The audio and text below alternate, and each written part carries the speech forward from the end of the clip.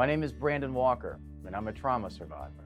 Before the accident, January 2nd, just any other day, I worked. I had a live shot at 6 o'clock in the Katy area. Got back to the station, I don't know, a little after 7. Got home, dropped my bags off, and I was due to travel home to New Orleans after that.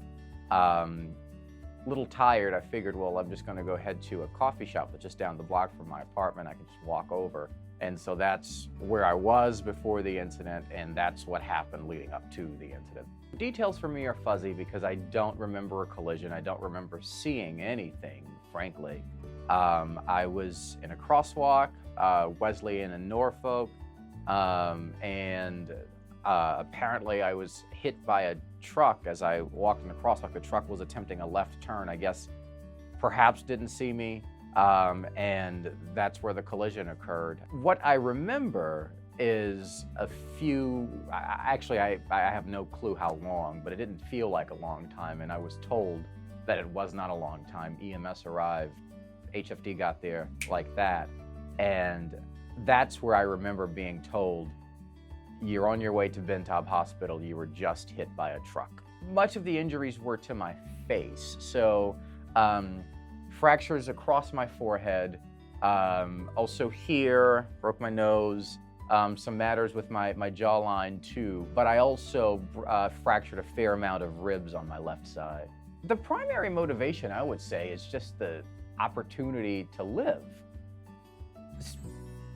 Auto pedestrian accidents occur quite often here in the Houston area, and oftentimes the outcome is nowhere near what mine was. And the irony here is, throughout the course of my 5 years as a reporter here in Houston, I don't know how many of these auto pedestrian accidents I've covered. I've lost count because we've covered so many, and never was the outcome person's rushed to the hospital in critical condition, but doctors do think that, you know, he'll be okay. And that was the case for me. The trauma nurses and doctors in the ER who sewed my forehead back together and my lip because, you know, they didn't look so good, to the nurses and staff in the ICU who were there, just making sure that I was comfortable. For someone who writes for a living and likes to think that he chooses his words fairly well,